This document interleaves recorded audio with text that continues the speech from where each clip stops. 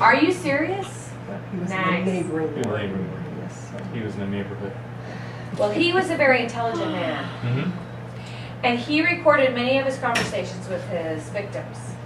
And he prints one of those conversations here in the beginning of his letter. And he says, perhaps this girl who thinks that he's denying people their rights would like to consider what rights are and whose rights are being denied. And this conversation between Bundy and one of his victims, she stands up to him and she says, where have you taken me and what are you doing? And rape and murder is wrong. And the Bible says so. She says, please, please, spare me. Send for ransom. Ask anything. I know my parents and their families and friends will do anything to save my life. And he says, oh, you fail to understand me. I don't want anything from anyone else. It's raping and murdering you that I want, and nothing can substitute for it. By the way, unless I've lost count, you will be the 89th young person, I should say, who has been good enough to gratify me in this way. Believe it or not, I'm very grateful to my victims, although I do not think of them as victims, but rather as those making the sacrifices necessary for my freedom. And then she says, but this is wrong. And then a little later on, he says,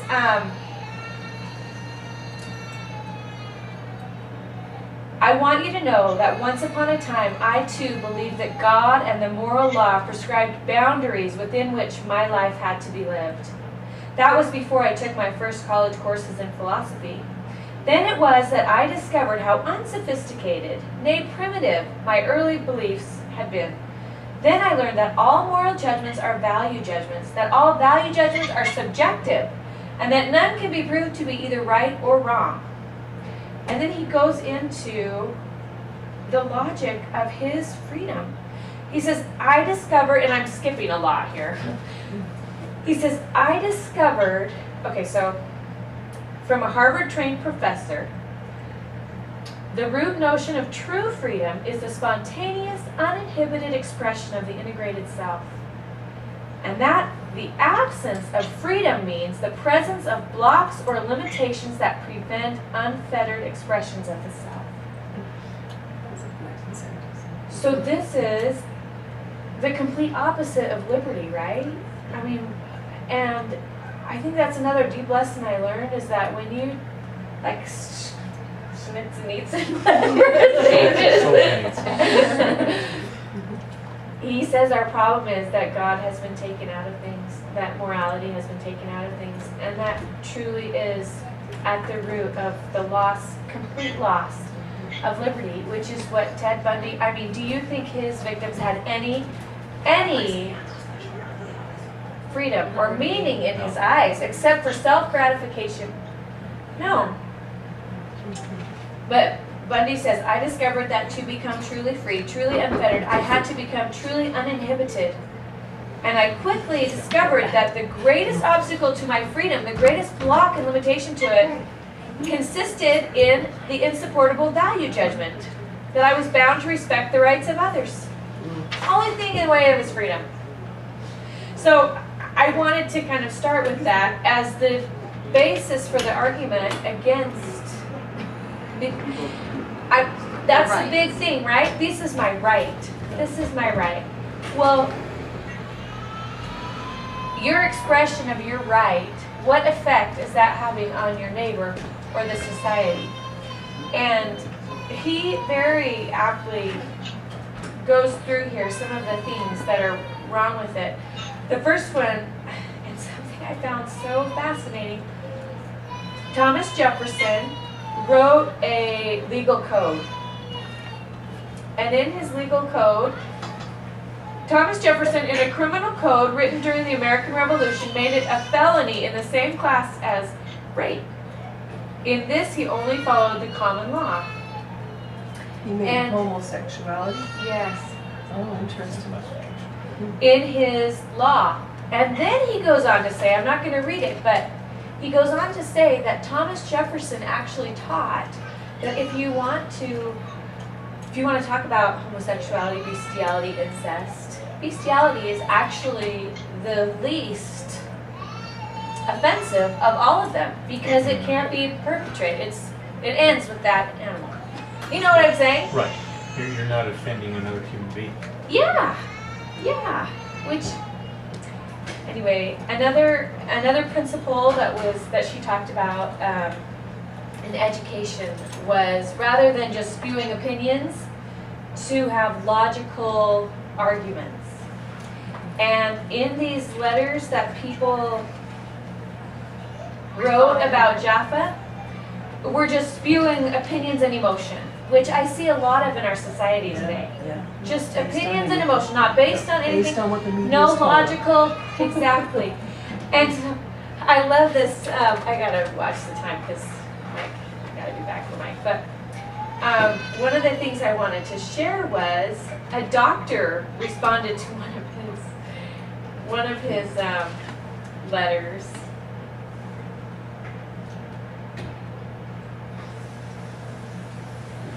Maybe that was further in. I better go in order.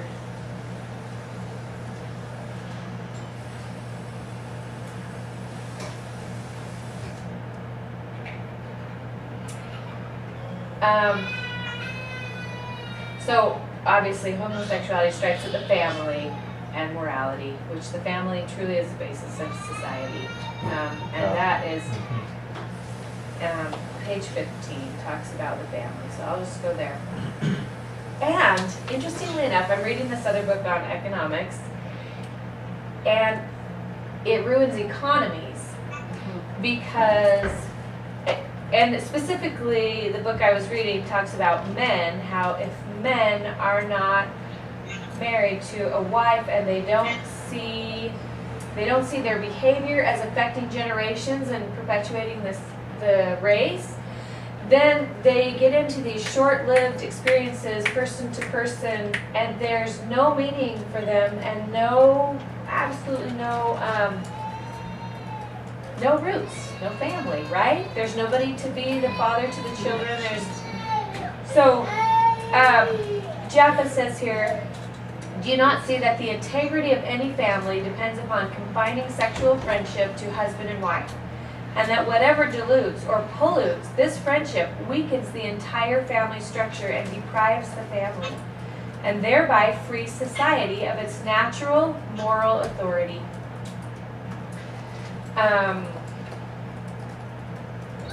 Okay, and then here's the doctor, what the doctor said. I'm gonna jump right behind that truck. It's So his Jaffa parents, wrote so in I his think letter- they probably knew. I'm sorry. Jaffa wrote one of his logical arguments against the practice of homosexuality, wrote that it is not healthy, that it leads to disease, and he mentioned that every case of AIDS can be tracked back to sodomy.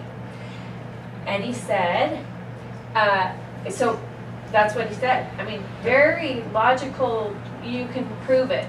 You know, even, I mean, you know, babies get it from mothers, but always the mother got it from somebody who participated in sodomy. So he wrote that, and the doctor, this is the director of student health services at these Claremont colleges. This is the letter he said. It is regrettable that a professor emeritus, which is Harry Jaffa, would disseminate inaccurate information about medicine and human behavior. The facts are that rectal intercourse is a behavior that is found in all human cultures and all historical eras. It is widely practiced by both heterosexuals and homosexuals.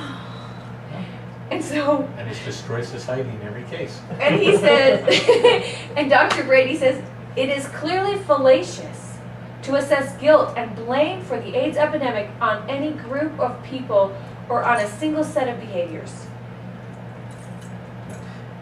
This is and I bring this up because she talks about this is what uneducated people do. They spew opinions.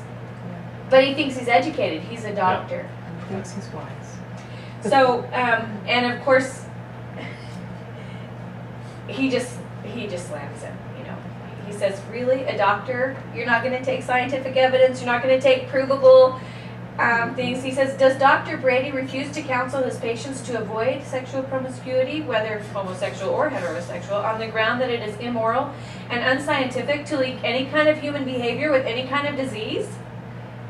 If so, then it is time that the colleges begin looking for a different director of student health services. I just thought, anyway. What are STDs? Yeah. Yeah, and that was right. That was his point. Yeah. And anyway, so there's a lot of great arguments in here. He says, in truth, all normal people have within themselves at one time or another desires which they know they ought not to gratify. And this to me is the other principle. And it talked about this in some of the articles, that part of man is carnal. It's bad.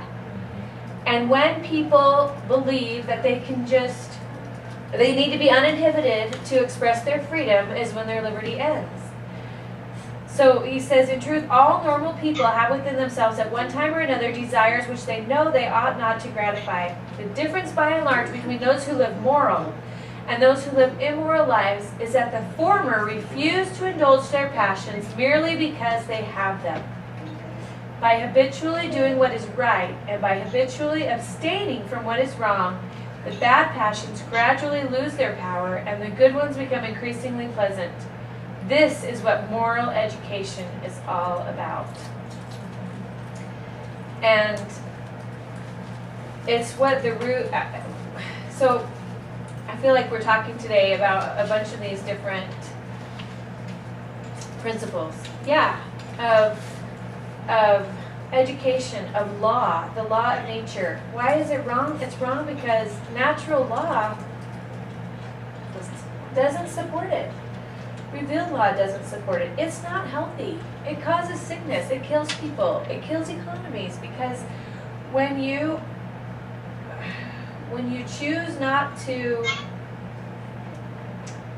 he says, why is sodomy against the natural law?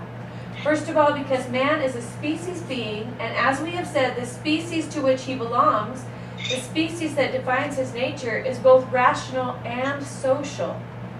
Men cannot live at all, much less live well, except by the mutual protection and mutual support of other human beings. And how can you have more human beings if people are Work health. yeah. So, and then he goes into more about he says in no other species are the young so helplessly dependent for so long.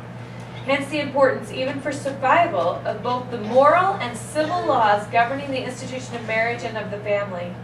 We know that the relaxation of these laws leads to disorder, disease, and death, no less surely in the most advanced cultures of modernity than in the most primitive. And so, anyway, the root of all human relationships, the root of all morality is nature, which is itself grounded in the generative distinction of male and female. So, anyway, I hope that was interesting to you. And I wonder if that's still available. this pamphlet, I don't know. It came from the Center for the Study of the Natural Law at the Tenboom Institute. Interesting. Look on the web. Yeah. If you want to borrow it, you're welcome to borrow it. But I have to start on the last page too, so I'll just finish with just these last things. Can anything destroy the possibility of happiness for a young person more than turning him or her away from traditional marriage and family life to the dismal sewers of sodomy or lesbianism?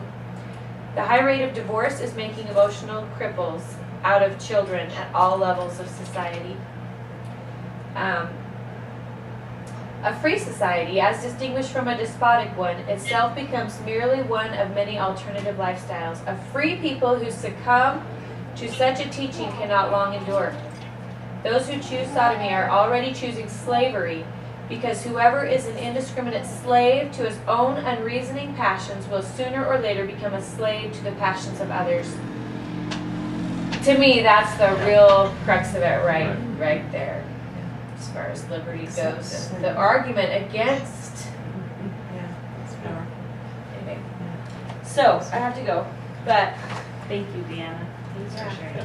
Sorry, it wasn't really a discussion, it was more just sharing. That's great. That's kind of what I pictured for this. Oh, next part. okay. It's a presentation. Okay. Yeah, it's a presentation Can time. I borrow that? Are you done? Yeah. You reread it? Or? Oh yeah, I reread it last week.